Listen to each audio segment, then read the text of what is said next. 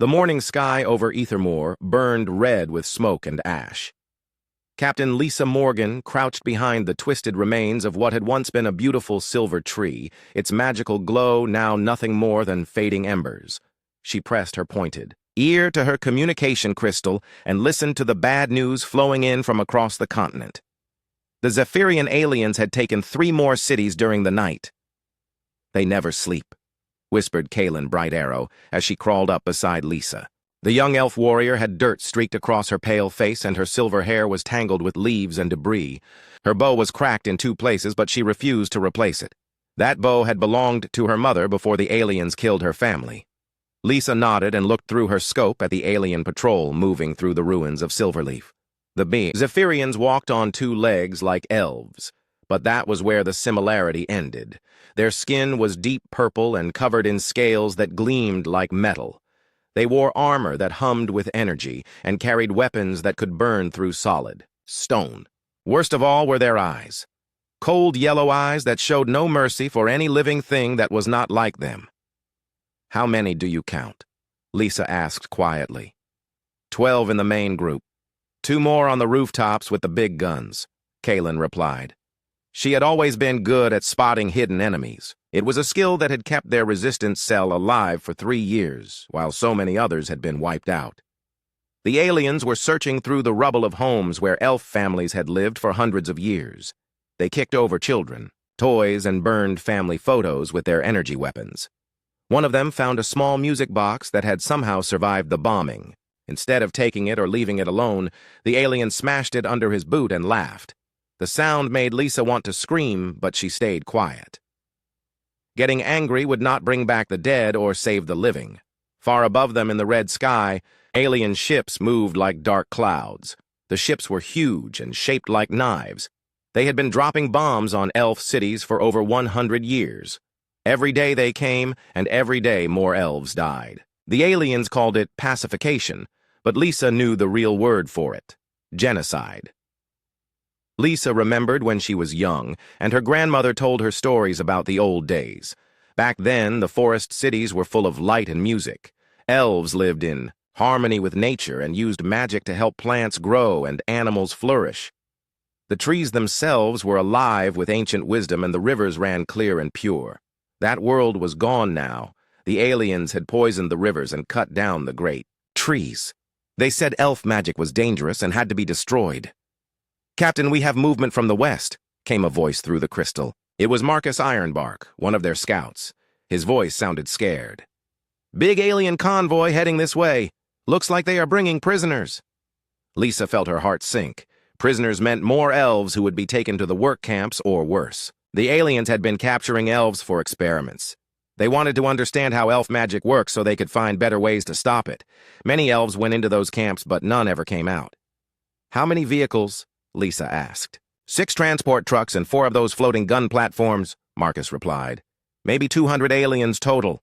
They will be here in 20 minutes. Kaylin looked at Lisa with desperate eyes. "We have to do something.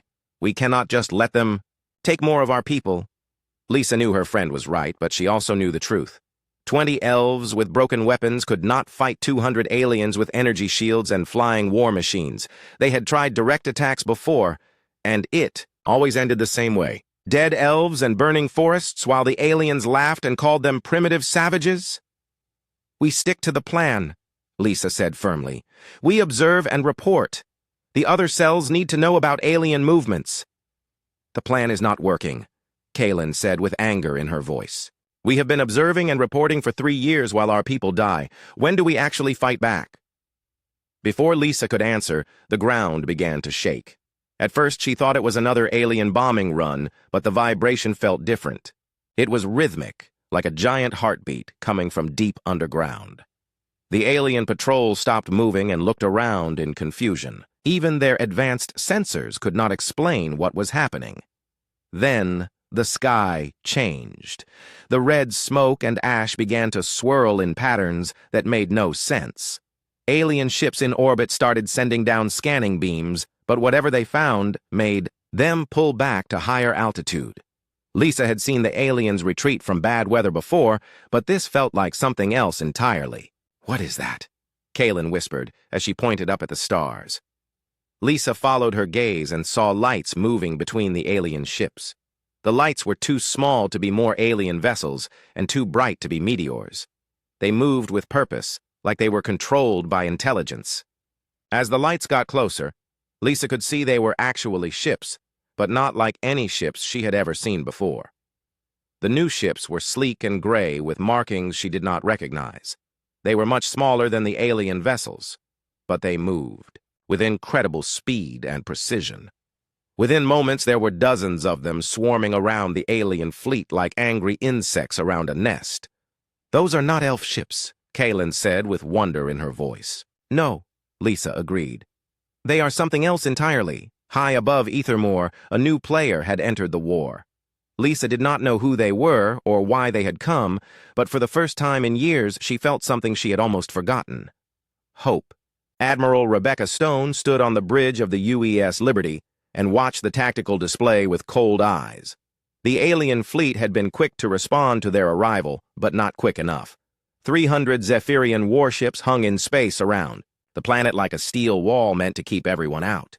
They had been there so long they thought they owned this system. "Admiral, we are receiving multiple hails from the alien fleet," reported Communications Officer Linda Park. "They are demanding we leave immediately or face destruction."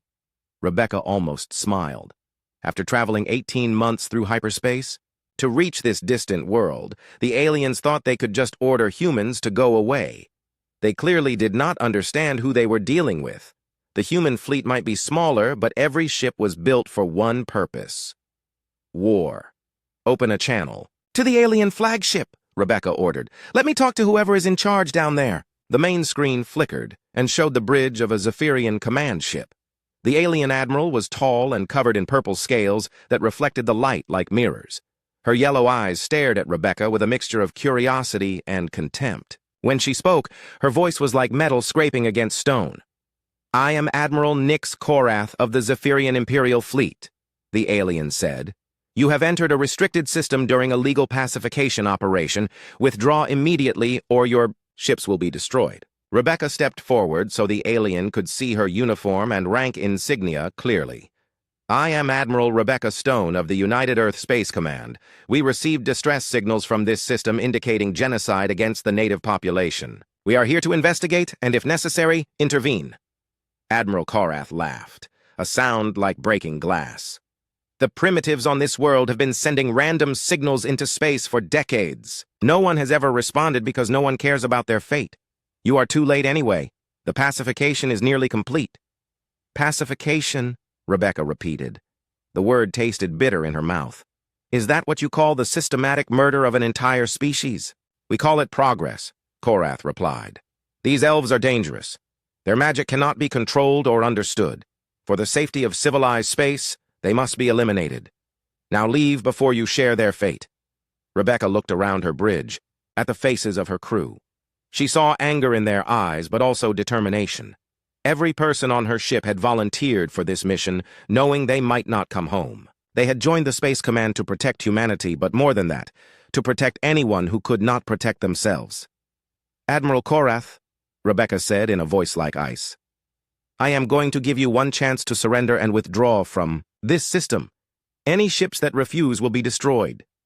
The alien admiral stared at her for a long moment, then threw back her head and laughed even louder. "You have 12 ships against 300. Even if your weapons were equal to ours, which they are not, you would be outnumbered 25-1.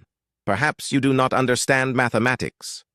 Perhaps you do not understand humans," Rebecca replied and cut the transmission. She turned to her weapons officer.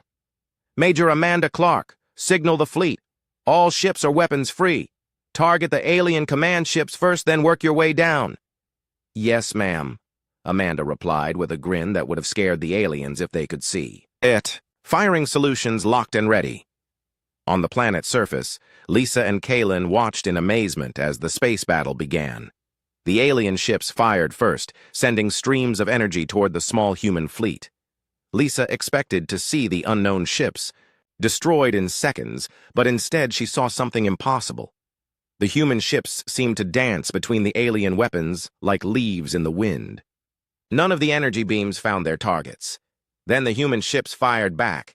Streaks of blue light shot across space faster than anything Lisa had ever seen. Where the blue light touched alien ships, those ships simply ceased to exist. Not destroyed, or damaged, but completely erased as if they had never been there at all. "By the ancient trees," Kaylin whispered. "What kind of weapons are those?" Lisa could not answer because she was watching 3 centuries of elf science being rewritten before her eyes. The aliens had always seemed invincible with their energy, shields and quantum armor. Human weapons cut through both like they were made of paper. The battle lasted exactly 47 minutes. When it ended, the alien fleet was nothing but expanding clouds of debris and glowing gas. 300 ships had become space dust, while the human fleet hung in perfect formation without a single visible scratch. Down on the planet, alien ground forces stared at their communicators in disbelief. For over a century, they had been told. Their fleet was the most powerful force in the galaxy.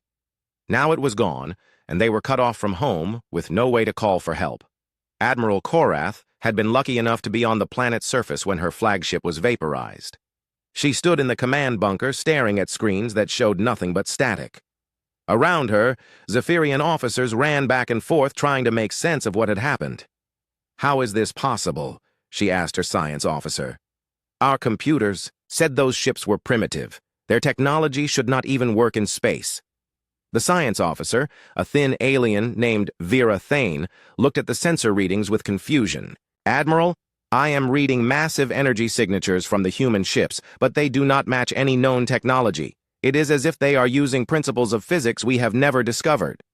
On the UES Liberty, Rebecca was already planning the next phase.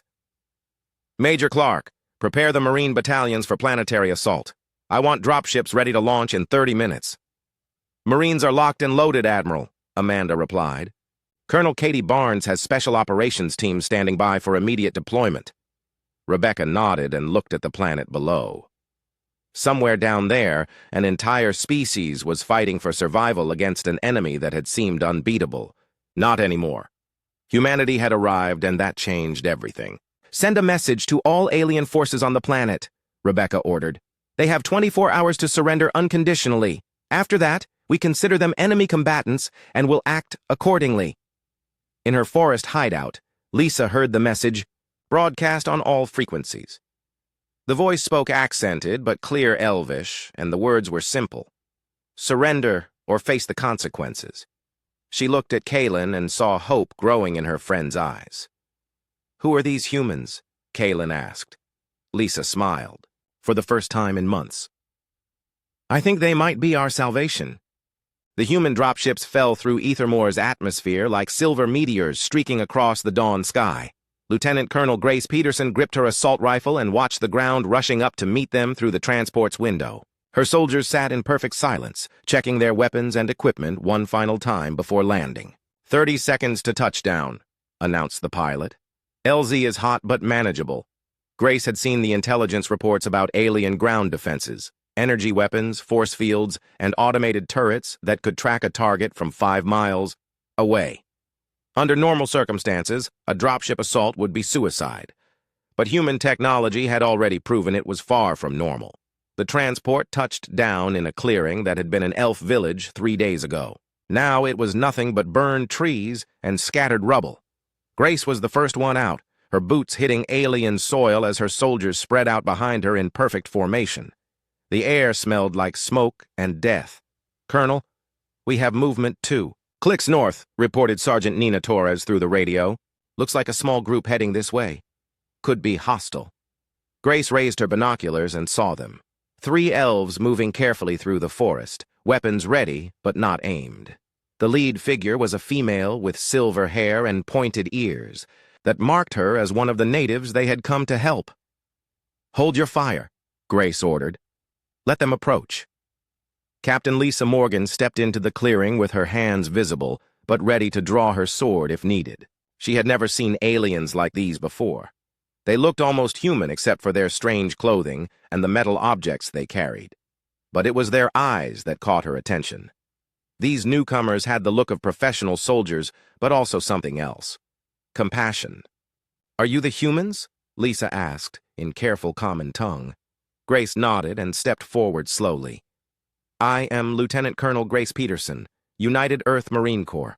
We received your distress signals and came to help. Lisa felt tears threatening to spill from her eyes. After a century of fighting alone, someone had finally answered their calls for help. I am Captain Lisa Morgan of the Silverleaf Resistance. We have been hoping someone would come. Well, we are here now, Grace said with a slight smile, and we brought friends. All around the clearing, more dropships were landing. Hundreds of human soldiers poured out, along with vehicles and equipment that looked like magic to elf eyes. Lisa watched in amazement as the humans set up a field hospital, communications center, and weapons depot in less than 20 minutes. Dr. Helen Wright was one of the first to approach the elves. She carried a medical scanner and had the gentle manner of someone who spent her life helping others. When she saw the wounds and malnutrition that marked all three elves, her face hardened with anger. When did you last have a proper meal? Helen asked Lisa. Food has been scarce for many months, Lisa admitted. The aliens poison our crops and hunt our animals for sport. Helen immediately called for ration packs and clean water. As she treated cuts and bruises on the elves, she asked careful questions about their biology and medical needs. Lisa was surprised by how much the human doctors seemed to genuinely care about elf welfare. Kaylin Brightarrow hung back at first, studying the human weapons with professional interest. She had spent years fighting aliens with bows and swords while they had energy rifles and flying vehicles. Now she was looking at human equipment that made alien technology seem primitive. Those are interesting weapons, she said to Sergeant Torres, pointing at the assault rifles. Nina grinned and held up her rifle for Kaylin to examine. This little beauty fires depleted uranium rounds at hypersonic velocity, punches through alien armor like it was wet paper. May I? Kaylin asked hesitantly. Nina looked at Colonel Peterson, who nodded permission. The sergeant handed over the unloaded rifle and watched as Kaylin hefted it with expert hands. The elf warrior's face lit up with appreciation for the weapon's balance and design. This is beautiful, Kaylin said. Much better than anything the aliens carry. Want to try some target practice? Nina offered. I think you would be a natural. While the soldiers were bonding over weapons, Dr. Wright was making an incredible discovery. When she used her medical scanner on Lisa, the device detected energy patterns it had never seen before. The elf captain was generating some kind of bioelectric field that seemed to interact with the natural world around her. This is remarkable, Helen said, showing Lisa the scanner readings. You are producing measurable energy fields. Is this what you call magic? Lisa nodded and held out her hand.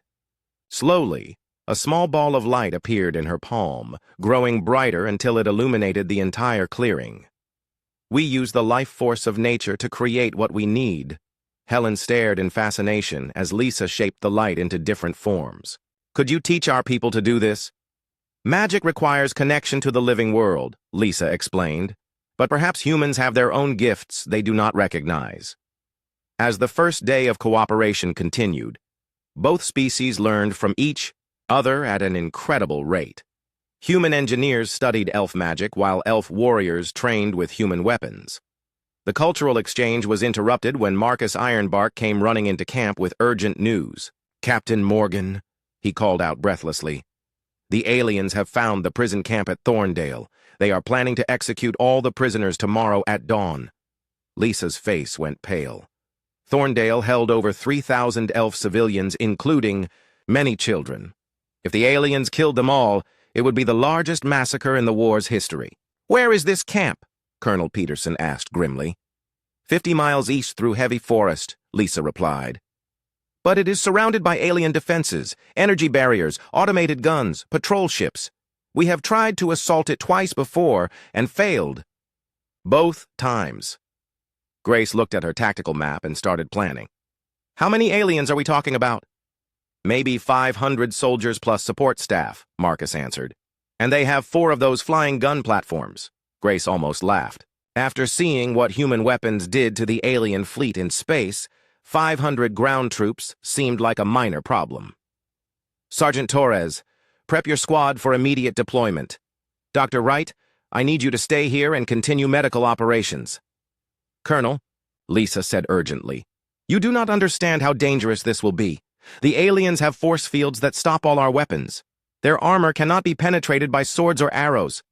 Captain Morgan, Grace replied calmly, I appreciate your concern, but I think you will find human weapons work a little differently than what you are used to. She turned to her radio operator. Get me air support. I want gunships and bombers on station in 30 minutes. And contact Admiral Stone. Tell her we need orbital fire support for a priority target. As Grace planned the rescue mission, Lisa began to understand something important about these humans. They had not come to Ethermore just to drive off the aliens. They had come to win the war completely and save every elf life possible. For the first time in a century, the tide was about to turn. The attack on Thorndale prison camp began at exactly 5 in the morning, when the alien guards were changing shifts.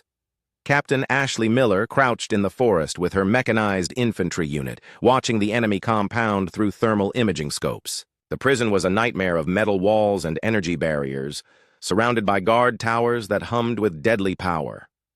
All units report ready, Ashley whispered into her radio. Above them, human gunships hung invisible in the pre-dawn darkness, their stealth systems making them undetectable to alien sensors. Lisa Morgan lay beside the human captain, her elf eyes picking out details that even advanced human technology missed. The main guard post has 12 aliens with heavy weapons, she reported quietly. The prisoners are being held in the central building behind triple force fields. Ashley nodded and checked her watch. 30 seconds to orbital strike. Everyone, get ready. High above Ethermore's atmosphere, the UES Liberty adjusted its position slightly. In the ship's main gun bay, Admiral Rebecca Stone gave the final firing order. A single beam of coherent energy lanced down from space, striking the prison camp's power generator with surgical precision. The massive explosion lit up the forest for miles around. Every force field, guard tower, and automated weapon system died instantly as the alien base lost power. In the sudden darkness and confusion, Ashley's soldiers struck like ghosts in the night. Alien guards who had felt invincible behind their energy shields suddenly found themselves facing enemies who did not need shields to kill efficiently.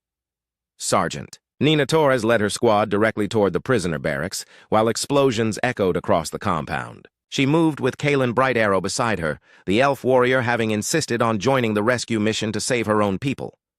Guard post ahead, Nina whispered, pointing at a structure where alien soldiers were trying to set up defensive positions. Kaylin knocked an arrow to her bow, but Nina shook her head. Save your arrows. Let me show you how humans handle problems like this. The sergeant pulled a small device from her belt and threw it toward the guard post. 3 seconds later, the building simply vanished in a ball of superheated plasma. The aliens inside never had time to scream. What was that? Kaylin asked in amazement. Fusion grenade, Nina replied casually. We save the big weapons for special occasions. They reached the main prison building to find thousands of elves crowded into conditions that would have shamed any civilized species. Men, women, and children were packed together without proper food, water, or medical care. Many were sick, and some were dying from diseases the aliens had deliberately introduced. Dr. Helen Wright arrived with her medical team just as the prisoners began to realize they were being rescued. She took one look at the conditions and immediately started treating the worst cases while calling for more supplies and doctors from the human ships. How long have you been here? Helen asked an elderly elf woman who could barely stand. 2 years, the woman whispered. They took our village and brought us here to work in their factories. Many have died from the poison they make us handle. Helen's face grew dark with anger. She had seen war crimes before, but this was systematic torture, designed to break an entire species' spirit. She made a mental note to ensure every alien responsible faced justice for their actions. Meanwhile, Colonel Grace Peterson was coordinating the broader assault on alien positions across the continent. Her radio crackled with reports from human units who were systematically dismantling Zephyrian strongholds with frightening efficiency. Alpha Team reports the coastal fortress at Blackwater Bay is neutralized, came one voice. Enemy casualties total, friendly casualties 0. Bravo. Team has secured the alien mining facility at Iron Ridge, reported another unit. Found evidence of forced labor and mass executions, requesting immediate forensic support. Grace studied her tactical display and saw the same pattern repeating everywhere.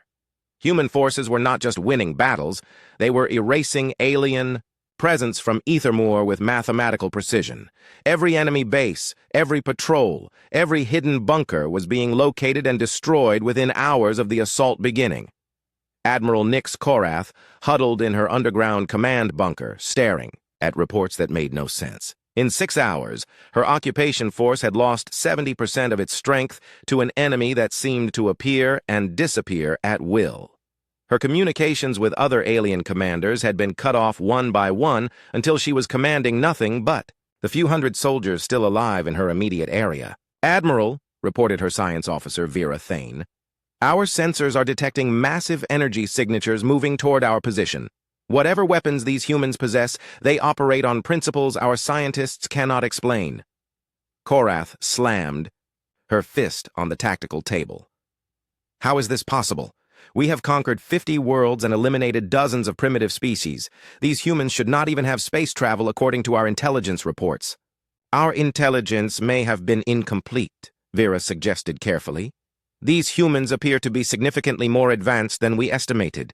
Through the bunker's periscope, Korath could see human soldiers moving through the ruins of her base. They wore armor that seemed to bend light around them and carried weapons that could punch holes through solid rock. Worst of all, they moved with the confidence of soldiers who had never known defeat. Captain Ashley Miller approached the bunker entrance with Lisa Morgan and a squad of Marines. The alien facility was built into a hillside and designed to withstand nuclear attack. Unfortunately for the aliens, human weapons had evolved far beyond simple nuclear explosives. "Shaped fusion charge should crack this open like an egg," Ashley said, studying the bunker's construction. "Wait," Lisa said suddenly. "I can feel something inside. There are aliens still alive, but also something else. Some kind of energy signature I do not recognize." Ashley paused and activated her advanced sensors. Deep inside the bunker, her equipment detected what appeared to be a massive bomb designed to destroy everything within a 50-mile radius. "Looks like they are planning to take us with them when they go," Ashley said grimly. "Probably hoping to kill as many elves as possible in a final act of spite." Lisa felt sick thinking about all the elf civilians who lived in the surrounding area. The aliens would rather commit genocide than accept defeat. "Can you stop it?" she asked. Ashley smiled coldly. "Lady, stopping alien superweapons is what we do for breakfast." She activated her radio and called for specialist support. Within minutes, a team of human engineers arrived with equipment designed specifically for disarming alien technology. They worked with calm efficiency, treating the doomsday device like a routine maintenance problem. "Bomb is neutralized," the lead engineer reported after 20 minutes. "Primary detonator removed and fusion core safely contained." With their final weapon disabled, the aliens in the bunker had no choice but to surrender. Admiral Korath emerged. With her hands raised, her proud purple scales now dull with defeat and shame. "I am Admiral Nix Korath," she said stiffly. "I formally surrender my remaining forces to prevent further bloodshed." Ashley accepted the surrender with professional courtesy but no sympathy. "You will be held for trial on charges of genocide and crimes against sentient beings." As alien prisoners were loaded into transport ships, Lisa looked around at the devastation that had once been the enemy's strongest fortress. In less than 24 hours, a century of alien occupation had been swept away by human military power that seemed almost godlike in its effectiveness. "How did your people become so powerful?" she asked Ashley. The human captain looked up at the stars where the UES Liberty hung in orbit like a guardian angel. "We learned a long time ago that the universe can be a cruel place, so we made sure we would never be the ones getting hurt again." 3 months after the last alien stronghold fell, Captain Lisa Morgan stood in what had once been the ruins of Silverleaf City. Now it was a construction site where human engineers worked alongside elf builders to create something entirely new. The buildings rising from the rubble combined human technology with elf artistic sensibilities, creating structures that were both beautiful and functional. "The power grid should be online by next week," reported Major Amanda Clark as she reviewed construction progress on her tablet. "After that, we can start phase 2 of the rebuilding program." Lisa nodded and watched human machines planting new trees where alien bombs had left only craters. These were not ordinary trees, but hybrids created by Dr. Helen Wright's research team. They combined elf magical properties with human genetic engineering to grow faster and stronger than anything nature had produced before. "Your people work miracles," Lisa said to Amanda. "6 months ago, this was a wasteland. Now it looks like a city again." Amanda smiled and looked around at the busy construction site. "We learned a long time ago that building something is harder than destroying it, but it lasts longer too." Across the city, Kalen Bright Arrow was leading a training exercise with the new Combined Defense Force. Human Marines worked side by side with elf warriors, learning to use each other's strengths in combat. Kalen had become an expert with human weapons while teaching humans how to move silently through forests and read the signs of nature. "Remember," she called out to a mixed squad of humans and elves, "the enemy will not care what species you are when they start shooting. You are all soldiers of Ethermore now." The training was interrupted by an urgent communication from Admiral Rebecca Stone in orbit. "All unit commanders report to the command center immediately. We have a situation developing." Lisa and Amanda arrived at the temporary headquarters to find a room full of worried faces. On the main screen was a star chart showing the space around Ethermore. Red dots marked incoming ships, hundreds of them moving toward the system at high speed. "Zephyrian Reinforcement Fleet," Admiral Stone explained via video link. "They are 3 days out and demanding the return of their occupation forces." The alien prisoners had been held in comfortable but secure facilities while war crimes trials proceeded. Admiral Nix Korath and her officers were cooperating with investigators, providing evidence of their empire's systematic genocide campaigns across multiple worlds. "How many ships?" asked Colonel Grace Peterson. "Over 800 vessels, including their newest Dreadnought-class battleships," Stone replied. "They are bringing enough firepower to sterilize the entire planet." Lisa felt her heart sink. Just when it seemed like her people were finally safe, a new threat was approaching that dwarfed anything they had faced before. 800 alien warships against 12 human vessels seemed like impossible odds even for the miraculous humans. "Admiral," Lisa asked carefully, "do you think your fleet can handle that many enemy ships?" Rebecca Stone smiled, and Lisa suddenly understood why the aliens had been so completely defeated. "Captain Morgan, I think you are still underestimating what humanity brings to a fight." The Admiral activated another display showing human reinforcements that had been arriving steadily since the first battle. "The UES Vengeance and UES Fury were just the advanced scout ships. The real fleet has been assembling in hyperspace for the past 2 months." Lisa watched in amazement as the display showed over 2,000 human warships, including vessels so large they dwarfed entire alien fleets. The flagship UES Terra was a mobile fortress the size of a small moon, bristling with weapons that could crack planets. "We did not come here just to save one world," Stone explained. "We came here to end the Zephyrian Empire's expansion once and for all." Dr. Helen Wright had been working around the clock to document alien war crimes for the trials. Her evidence files contained horrific proof of genocide on dozens of worlds where the Zephyrians had wiped out entire civilizations. The elves were not the first victims, and would not be the last unless someone stopped the alien empire permanently. "The Zephyrians have been doing this for 3 centuries, Helen reported. "They find primitive worlds, enslave the populations, strip-mine the resources, then eliminate any witnesses. Ethermore was supposed to be just another conquest in their expansion plan." Vera Thane, the former alien science officer who had been cooperating with human investigators, provided the most damning evidence. She had access to secret Imperial records showing planned genocides on 50 more worlds over the next century. "My people believe they are superior to all other life forms," Vera explained to the War Crimes Tribunal. "The Zephyrian Empire will never stop expanding until someone with superior force makes them stop." When the alien reinforcement fleet arrived in the Ethermore system, they found something they did not expect. Instead of 12 human ships protecting a conquered world, they faced a battle line of over 2,000 vessels arranged in perfect formation. The human fleet stretched across space like a wall of steel and energy, blocking any approach to the planet below. Admiral Korath watched from her prison cell as the space battle began and ended in less than an hour. The Zephyrian Reinforcement Fleet, The largest military force her empire had ever assembled was systematically destroyed without managing to damage a single human ship. The final alien transmission was a surrender message broadcast on all frequencies. "This is Fleet Admiral Zix Malthan of the Zephyrian Imperial Navy," came the defeated voice. "We surrender unconditionally and request terms for our remaining forces." Admiral Stone's response was broadcast across the galaxy on channels monitored by every spacefaring civilization.